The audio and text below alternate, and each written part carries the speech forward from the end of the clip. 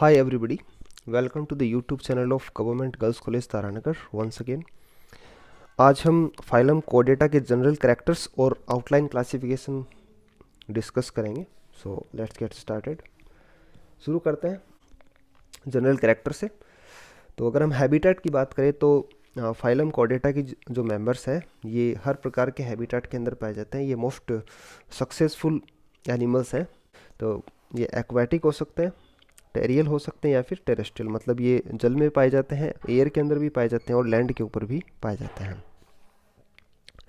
सारे chordates free living होते हैं, स्वतंत्र जीवी होते हैं और कोई भी कॉर्डेट फुली पैरासिटिक नहीं होता है। इनकी बॉडी का साइज हमने देखा था लास्ट लेक्चर के अंदर। इनकी बॉडी स्मॉल हो सकती है, लार्ज हो सकती है। जैसे हमने देखा था फिलीपाइन गोबी जो है ये 10 मिलीमीटर लंबी होती है, वो सबसे स्मॉलेस्ट कॉर्डेट है। और अगर हम ब्लू व्हेल की बात करें 35 मीटर तक लंबी हो सकती है, वो सबसे बड़ा कॉर्डेट है। बॉडी का सिमेट्री की बात करें बाइलेटरल सिमेट्री होते हैं और सेगमेंटेशन की बात करें तो मेटामेरिक सेगमेंटेशन देखने को मिलता है। एनएस के बाद एक पोस्ट एनल टेल देखने को मिलती है जो कि लाइफ की किसी ना किसी स्टेज के अंदर प्रेजेंट होती है और एडल्ट के अंदर, वयस्क के अंदर या तो प्रेजेंट होती है या फिर ये डीजनरेट हो जाती है। इनके अंदर एक्सोस्केलेटन सामान्यतः प्रेजेंट होता है और अधिकांश वर्टिब्रेट्स के अंदर ये वेल डेवलप्ड होता है, सुविकसित होता है। बॉडी वॉल इनकी ट्रिप्लोब्लास्टिक होती है। 3 जर्म लेयर्स देखने को मिलते हैं, एक्टोडर्म, मेसोडर्म है, एंडोडर्म। और बॉडी के जो डिफरेंट ऑर्गन्स होते हैं वो इन तीनों जर्म लेयर से डिराइव होते हैं। ये ट्रूली सिलोमेट होते हैं, एंटीरोसिलस टाइप के सिलोमेट होते हैं ये। और इनकी बैक के अंदर, इनकी पीठ के अंदर एक स्केलेटल रोड पाई जाती है, नोटोकोड पाई जाती है, जो कि लाइफ की किसी ना किसी स्टेज में प्रेजेंट होती है। अगर हम इनके एंडोस्केलेटन की बात करें तो एंडोस्केलेटन या तो कार्टिलेज का बना होता है या फिर बोन का बना होता है। और यह एंडोस्केलेटन कैसा होता है? लिविंग होता है। लिविंग होता है और जॉइंटेड होता है। इसके अंदर जॉइंट्स देखने को मिलते हैं, जैसे कि जो वर्टिब्रल कॉलम है उससे एविडेंट है। वर्टिब्रल कॉलम जो इसके अंदर वर्टिब्री पाई जाती है और वो उनके अंदर डिफरेंट टाइप के जॉइंट्स प्रेजेंट होते हैं। तो ये अधिकांश जो मेंबर्स होते हैं कॉर्डेट्स के, उनके अंदर ये लाइव एंडोस्केलेटन प्रेजेंट होता है। लाइफ की किसी न किसी स्टेज के अंदर फेरेंजियल गिल स्लिट प्रेजेंट होते हैं। तो या तो ये फंक्शनल होते हैं या फिर फंक्शनल नहीं होते हैं। अगर हम बात करें कुछ प्रिमिटिव कॉर्डेट्स की तो उनके अंदर ये फंक्शनल होते हैं, एडवांस्ड कॉर्डेट्स के अंदर ये फंक्शनल नहीं होते हैं। डाइजेस्टिव सिस्टम जो होता है कंप्लीट होता है और डाइजेस्टिव सिस्टम के अंदर डाइजेस्टिव ग्लैंड्स पाई जाती है। जैसे हम डाइजेस्टिव सिस्टम जब पढ़ते हैं तो उसको 2 पार्ट में डिवाइड करते हैं, एक अपना एलिमेंट्री कैनाल और दूसरी एक्सेसरी डाइजेस्टिव ऑर्गन्स या फिर डाइजेस्टिव ग्लैंड्स। तो इनके अंदर डाइजेस्टिव सिस्टम कंप्लीट होता है और उसके अंदर डाइजेस्टिव ग्लैंड्स भी देखने को मिलती है। चलिए आउटलाइन क्लासिफिकेशन देख लेते हैं इसका। तो फाइलम कोर्डेटा को हम 2 ग्रुप के अंदर डिवाइड कर देते हैं। पहला ग्रुप है एक्रेनिया और प्रोटोकोर्डेटा। अब यहाँ पे 2 वर्ड से मिलकर ये नाम बना। ए का मतलब होता है अब्सेंट, क्रेनिया का मतलब होता है क्रेनियम, ब्रेन बॉक्स। मतलब इनके अंदर ब्रेन बॉक्स नहीं पाया जाता है, स्कल नहीं पाया जाता है या खोपड़ी नहीं पाई जाती है। तो इनका जो ब्रेन होता है इसके बाहर ब्रेन बॉक्स या फिर क्रेनियम नहीं पाया जाता, इस वजह से इनका नाम क्या है एक्रेनिया। इनको प्रोटोकोर्डेटा भी बोलते हैं, लोअर कोर्डेटा भी बोलते हैं। दूसरा ग्रुप है क्रेनिएटा। तो क्रेनिया का मतलब होता है क्रेनियम, ब्रेन बॉक्स, एटा का मतलब ग्रुप। ठीक है, तो ये ऐसे एनिमल्स हैं जिनके अंदर ब्रेन जो होता है ये प्रोटेक्टेड होता है विद इन ब्रेन बॉक्स। तो ब्रेन के बाहर ब्रेन बॉक्स या फिर क्रेनियम प्रेजेंट होता है। तो क्रेनियम की प्रेजेंस और अब्सेंस के आधार पर 2 ग्रुप्स इनके बना दिए। Group A crania, cranium absent, और ग्रुप क्रेनिएटा, क्रेनियम प्रेजेंट। तो क्रेनिएटा को यूकोडेटा भी कहा जाता है। तो पहले हम ग्रुप ए क्रेनिया या फिर प्रोटोकोर्डेटा का क्लासिफिकेशन देख लेते हैं। तो सबसे पहले हम हेमी कोर्डेटा की बात कर लेते हैं। तो हेमी कोर्डेटा जो है इसको कोर्डेटा के अंदर इंक्लूड नहीं करते हैं। तो हेमी कोर्डेटा, हेमी का मतलब हाफ, कोर्डेटा का मतलब कॉर्ड, तो नोटोकॉर्ड हाफ। तो ऐसा इसके अंदर कुछ नहीं है, इसके अंदर कॉर्डेट नोटोकॉर्ड होती है वो प्रेजेंट होती नहीं है। तो पहले इनके अंदर एक नोटोकॉर्ड जैसी संरचना देखी गई थी, इसको बोलते हैं बक्कल डाइवर्टिकुलम।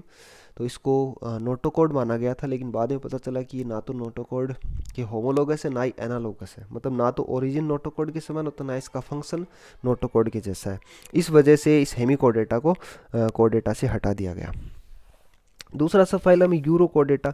यूरो का मतलब होता है टेल और कॉर्ड का मतलब वही नोटोकॉर्ड। तो इनके खाली टेल के अंदर नोटोकॉर्ड प्रेजेंट होता है, इस वजह से इनका नाम पड़ा यूरोकोडेटा। उसके बाद अगला सब फाइलम है सिफेलोकोडेटा। सिफेलो का मतलब होता है हेड तो इनके हेड से लेके टेल तक नोटोकॉर्ड पाई जाती है। तो इस प्रकार जो ग्रुप ए करेनिया या प्रोटोकॉर्डेटा, इसके अंदर दो सब फाइलम हम पढ़ेंगे, सब फाइलम यूरोकॉर्डेटा, सब फाइलम सिफेलोकॉर्डेटा।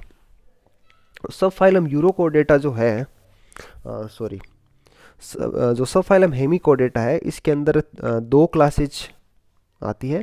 पहली क्लास कौन सी, एंटीरोनूफ्टा, और दूसरी क्लास है टीरोब्रैंकिया। यूरोकॉर्डेटा के अंदर, यूरोकॉर्डेटा को तीन क्लासेस के अंदर डिवाइड किया जाता है। पहली क्लास है एसिडिएसिया, दूसरी क्लास थेलिएसिया और तीसरी है लार्वेशिया। सिफेलोकॉर्डेटा के अंदर एक सिंगल क्लास आती है, लेप्टोकार्डाई। तो ये है अपना प्रोटोकॉर्डेटा।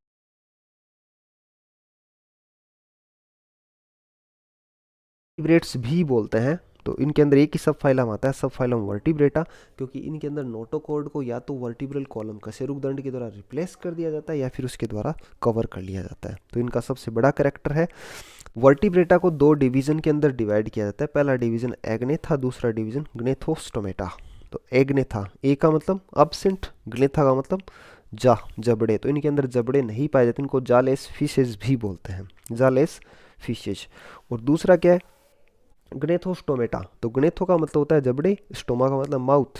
तो माउथ के अंदर जबड़े प्रेजेंट होते हैं, इसलिए वजह से इनका क्या नाम पड़ा, ग्नेथोस्टोमेटा।